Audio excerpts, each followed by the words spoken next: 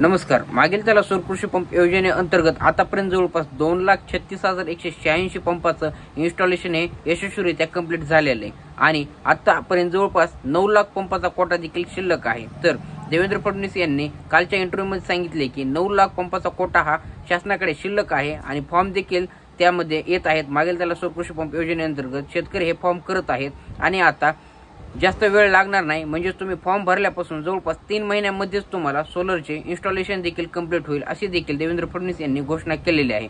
तर आतापर्यंत जवळपास 9,36,186 सोलरचं इन्स्टॉलेशन पूर्ण महाराष्ट्रामध्ये हे यशस्वीरित्या पार पडलेलं आहे. तर आता मागील त्याला सौर कृषी पंप योजनेअंतर्गत तुम्ही देखील जर अर्ज भरला नसेल तर तुम्ही भरून घ्या, जेणेकरून तुम्हाला देखील मागील त्याला सौर कृषी पंप योजनेअंतर्गत हे सोलर भेटल.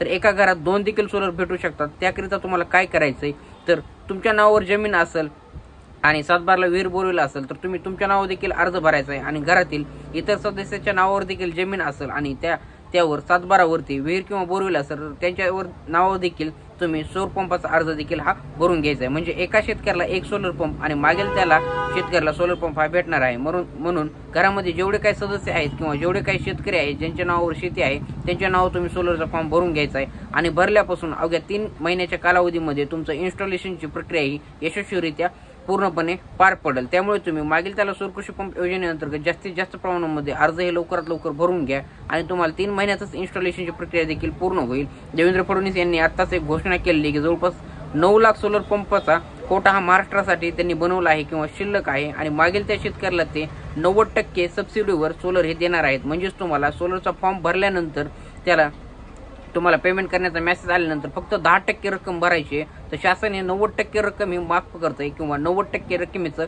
त्या ठिकाणी तुम्हाला अनुदान भेटणार आहे. म्हणून तुम्हाला फक्त 10% रक्कम ही शासनाकडे भरायची आहे. पूर्णपणे रक्कम भरून त्यातील तुम्हाला पैसे हे वापस येतील किंवा अनुदान येईल असं काही नाही आहे. 90% अनुदान हे तुम्हाला त्या ठिकाणी फॉर्म भरते वेळेसच भेटणार आहे आणि तुम्हाला फक्त 10% रक्कम भरून घ्यायची आहे.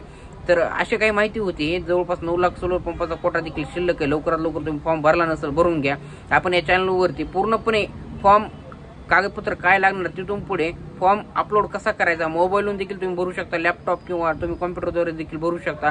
तर आपण स्टेप बाय स्टेप पूर्ण प्रोसेस सांगितलेली आहे. तर कोणता डॉक्युमेंट अपलोड करायचा, कसा करायचा, काय करायचं पूर्णपणे आपण माहिती दिलेली आहे. तुम्हाला मी या डिस्क्रिप्शनमध्ये व्हिडिओ देखील तो देतो, त्यावरती क्लिक करा आणि तो व्हिडिओ पूर्णपणे बघा आणि त्यानुसार फॉर्म देखील भरून घ्या. तुम्ही यशस्वीरित्या फॉर्म भरा आणि मागील त्या शेतकऱ्याला सोलर हे मिळवा तुम्ही. असं जर काही तुम्हाला कमेंट बॉक्समध्ये असेल प्रश्न तर तुम्ही कळवा, आपण त्याविषयी व्हिडिओ बनवूयात. तर भेटूयात पुढल्या व्हिडिओमध्ये. तोपर्यंत धन्यवाद.